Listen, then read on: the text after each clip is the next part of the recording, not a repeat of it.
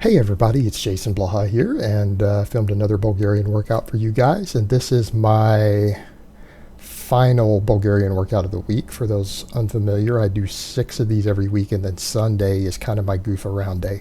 I was doing even the daily squat then, but I just realized it's too much.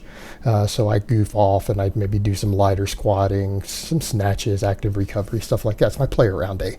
What did I say last time? I was unsure if I had another 5-pound increase, and I said basically if my squat today was anything over RPE 9, that was it. That I was going to only go up 2.5 pounds from here.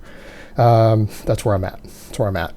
It was a 9.5. It was a 9.5. It looked decent enough, but it was a 9.5 RPE.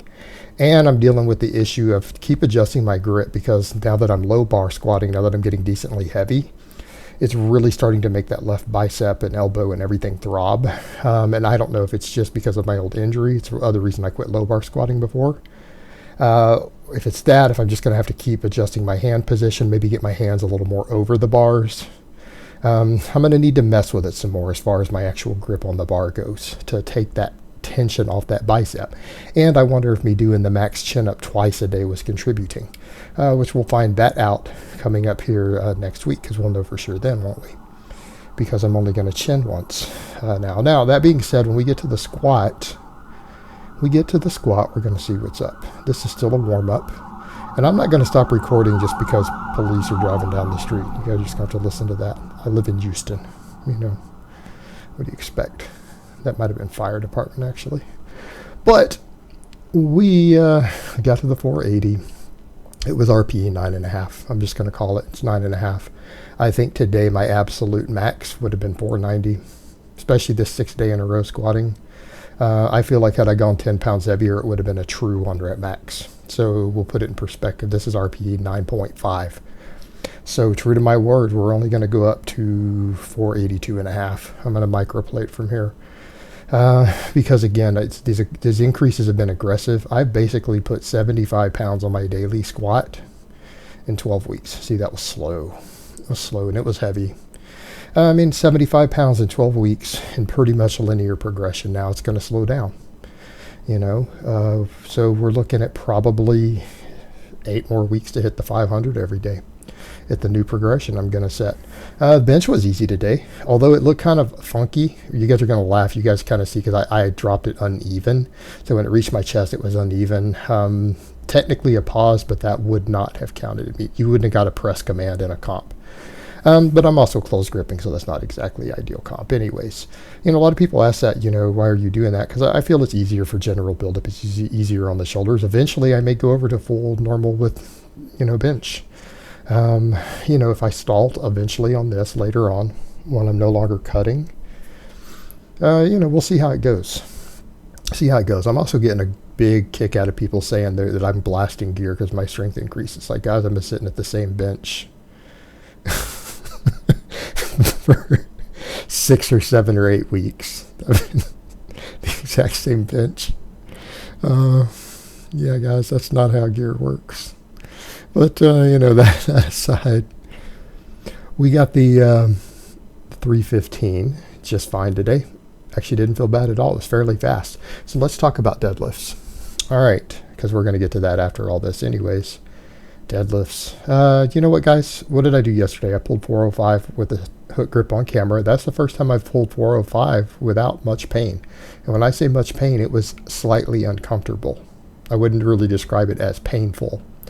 And I had said, I'm just going to do that every day. But then I realized, wait a minute, I'd really need to start deadlifting again. Why don't I just go ahead and start doing slow, careful progression on the deadlift? So my workout A will be like a mini powerlifting meet, squat, bench, deadlift. And then my later workout, a couple hours later, is my press and chin up. Now we'll go to the full big 5. Now, what I decided, I'm going to start very, very conservative, because I'm still trying to increase my squat, and I'm going to be deadlifting 6 days a week too. Okay. This is no joke on recovery. Notice that uneven touch at the bottom, red light, but we'll count it as a training lift. I decided to be conservative, so it's like I'm going to deficit pull, and we're going to start with 405. I'm going to do 405 every day next week. If that still feels light at the end of the week, I'll probably go up 10 pounds the next week. If that still feels light, we'll go up 10 pounds. Now, I'm going to hook grip everything. Hook grip every damn rep. None of these really hurt. Like I would describe it, I don't know, 1 out of 10, maybe 2 out of 10 pain scale. I'm totally cool with that. This is working. Like the actual practice with the hook grip is working. I can now do the thing. I can do it. Yay. Took a little time.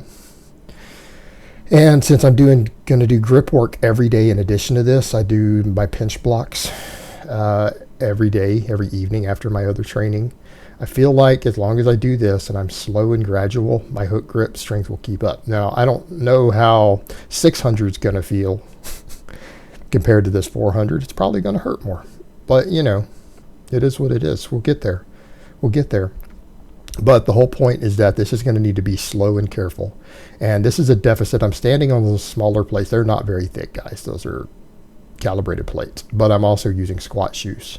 The squat shoes also bring my heel up another inch. So it creates a small deficit. I have about a 2-inch deficit. Let's be realistic. But a 2-inch deficit trains you to get tighter. Using those squat shoes trains you to get tighter. It's going to recruit a little more hamstring. I know my hamstrings have atrophied since I've not been deadlifting, because the final 3 weeks before I did the full Bulgarian and started squatting every day, I was pulled 545 for 3 reps, beltless, every Sunday for 3 weeks before the Bulgarian, and that's where I was at. So we're going to need to get the deadlift back up, and it's going to be gradual so that my recovery can keep pace and I can build work capacity without it interfering with my squat. This is going to need to be a slow, gradual process.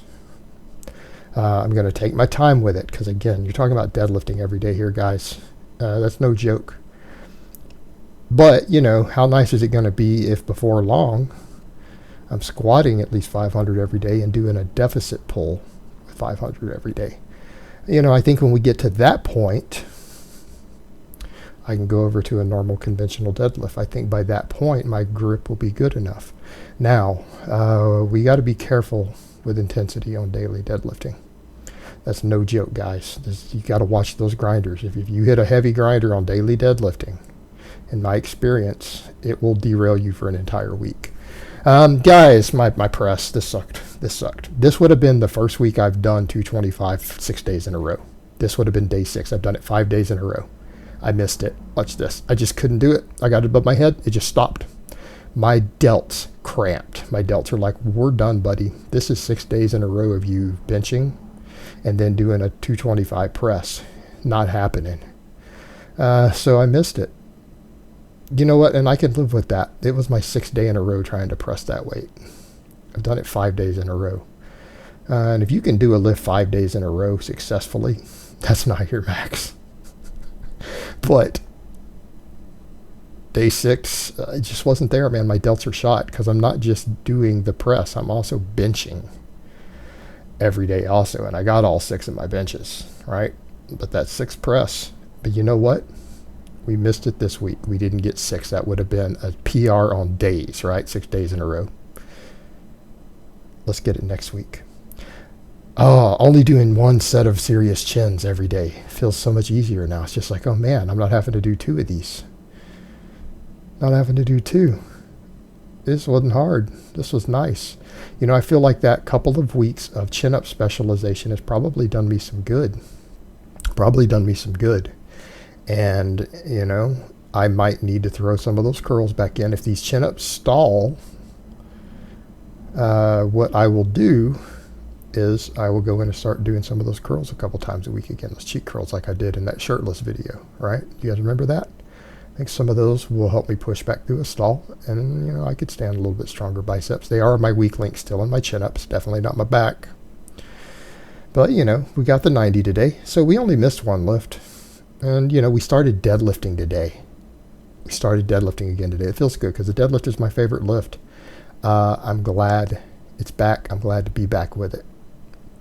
We're going to take it slow and careful, though, because, guys, I'm Bulgarian training, and deadlift recovery is a beast. So we're going to start with the deficits and just let my grip strengthen, get used to that hook grip gradually, and I'm just going to work it up over the next 6 months, just like I did the squat, carefully. So I hope it's been informative, and I will talk to you guys next time.